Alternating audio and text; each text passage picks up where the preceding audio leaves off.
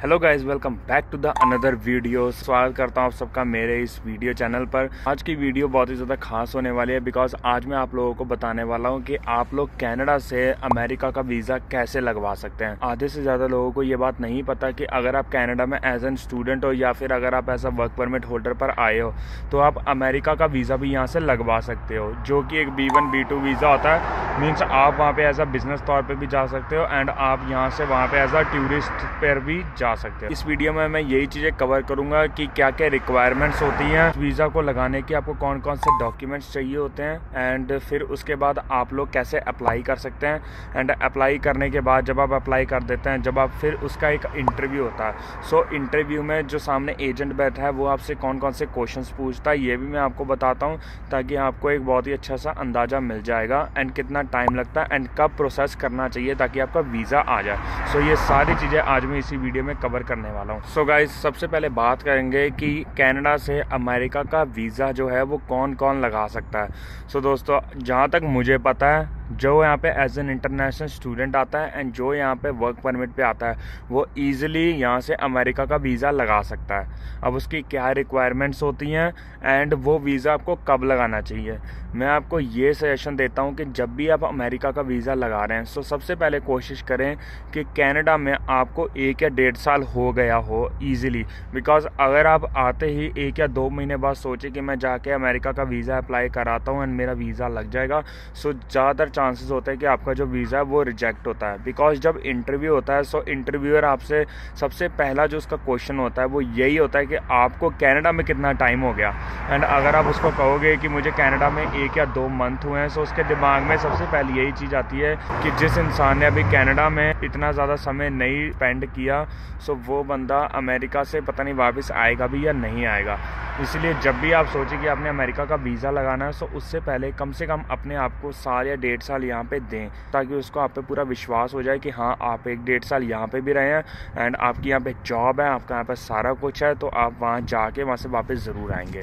Means उसको आपने ये कोई बहाना नहीं देना कि हाँ आप वहाँ जा रहे हो सो वहाँ से आप वापस नहीं आओगे, ऐसा उसको नहीं लगना चाहिए अगर आपने जो USA का वीज़ा अप्रूवल लेना है तो। फिर उसके बाद दोस्तों, जब आपको यहाँ पे 1 साल या 1.5 साल हो जाता है, जब आप पूरा सेटिस्फाई हैं कि हाँ अब आप वीज़ा अप्लाई कर सकते हैं, सो उसमें सबसे पहला स्टेप क्या होता है, आप लोगों को जो है DS 160 फॉर्म भरना होता है। ये DS 160 फॉर्म अमेरिका के लिए भरना होता है। जब तक आप ये फॉर्म नहीं भरेंगे आपका जो है वो इंटरव्यू की डेट नहीं सेलेक्ट होगी एंड इस फॉर्म को भरने के बाद ही जो है वो डेट सेलेक्ट होती है। ये मैं आपको फॉर्म एक छोटा सा दिखा देता हूँ ऑनलाइन में कि ये फॉर्म ऐसा दिखता है एंड मैं इस फॉर्म का जो लिंक है वो भी मैं नीचे अपने डिस्क्रिप्शन में शेयर कर दूंगा, ताकि आप उस लिंक पे जाके डायरेक्ट ही आप उस फॉर्म की साइट पे पहुंच जाए।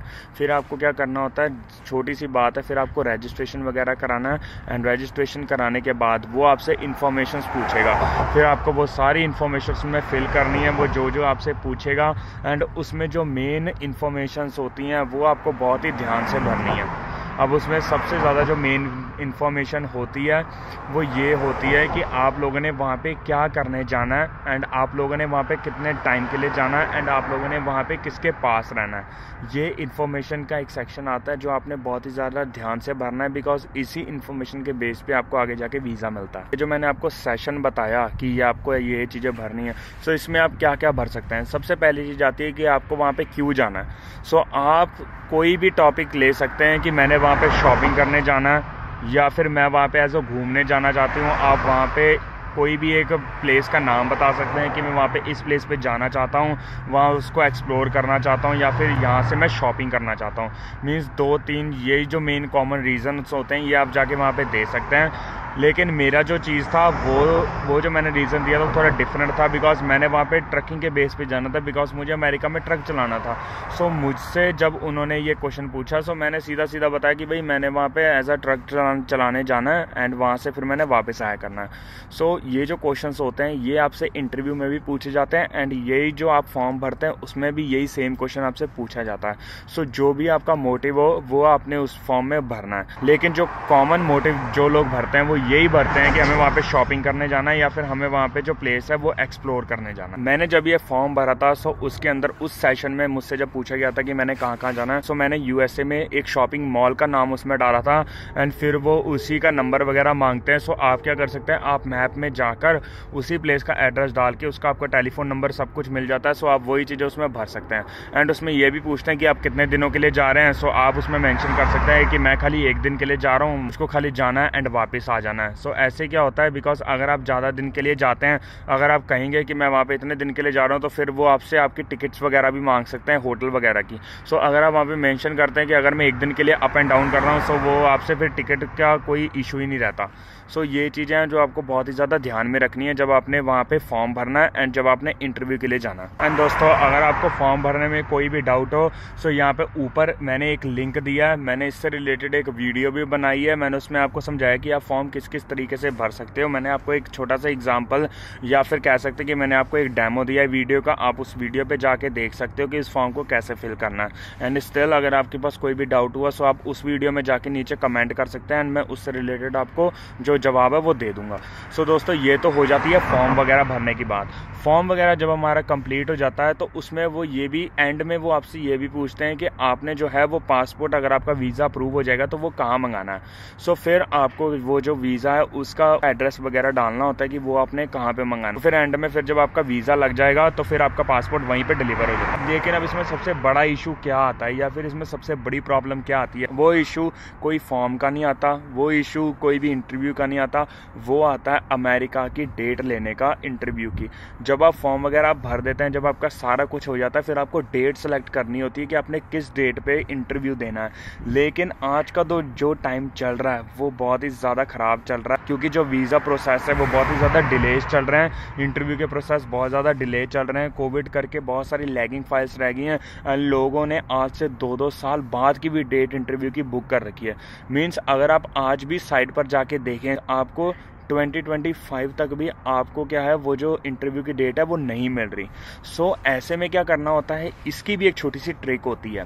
आप लोग क्या कर सकते हैं, जब भी आप अपना फॉर्म वगैरह बना सकते हैं, फिर आपका एक साइट बन जाती है जहाँ पे आप जाके अपना इंटरव्यू की डेट सेलेक्ट कर सकते हैं। सो आपने क्या करना है, आपने कोई भी एक डेट सेलेक्ट कर लेनी है, 2024 की, 2025 की, जो भी आपको मिल रही है। जब आपने वो डेट सेलेक्ट कर ली, फिर उसमें ऑप्शन आता है रीस्केड्यूल का, उसमें एक ऑप्शन आता है रीस्केड्यूल का। वो आपने क्या करना है, आपने बार बार अपने आईडी को लॉगिन करके देखना है। फिर उसमें क्या होता है, जैसे किसी ने डेट बुक करी है, सो वो अगर उस डेट को कैंसिल करता है, सो वो डेट अवेलेबल हो जाती है। ऐसे क्या करते हैं, फिर फटाफट जाके आप उस डेट को उठा सकते हैं। सो ये अपॉर्चुनिटी आपको ढूंढनी पड़ती है, उसके लिए आपको बहुत टाइम तक फ़ोन पे बैठना पड़ता है या फिर आपको हर रोज़ चेक करनी होती है कि हाँ किसी ने कोई डेट तो नहीं सेलेक्ट की, ताकि आप वो जो है उस डेट को उठा पाएँ एंड आपका जो इंटरव्यू है वो जल्दी हो जाए। बिकॉज दोस्तों, मेरी बारी में भी ऐसा ही हुआ था।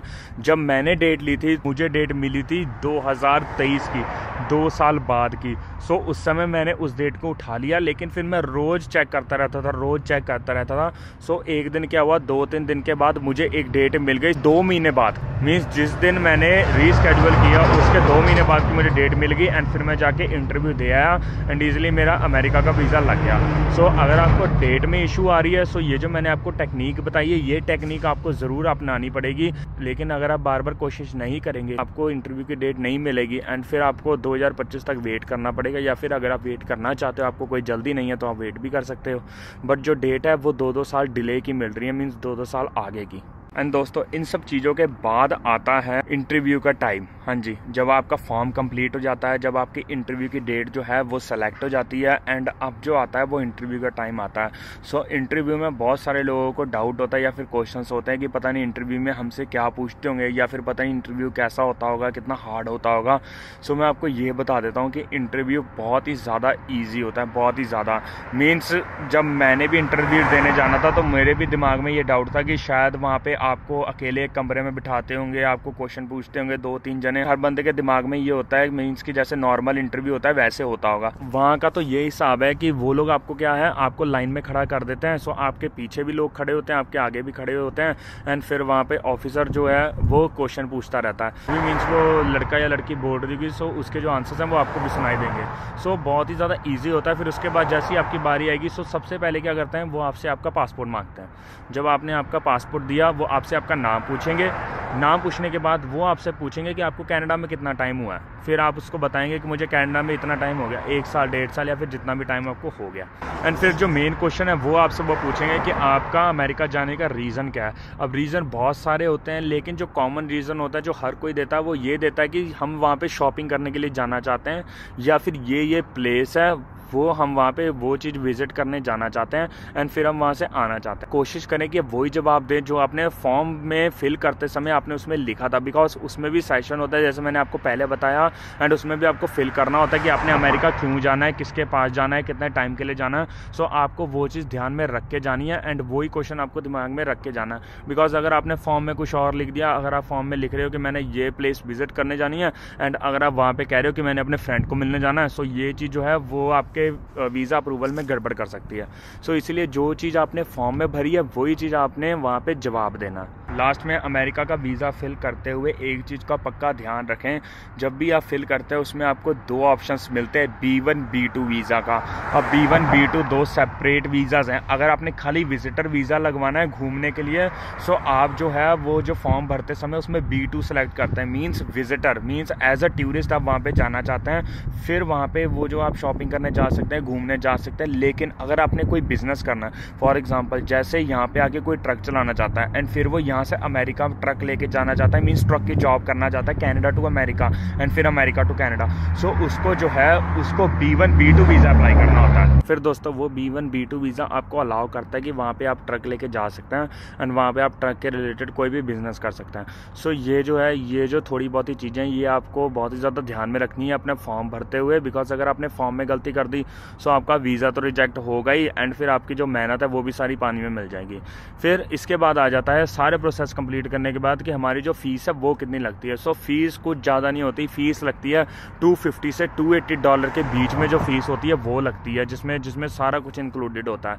मीन्स $250 से $300 के बीच में आपका जो अमेरिका का वीज़ा की फाइल प्रोसेस है वो सारी कंप्लीट हो जाती है।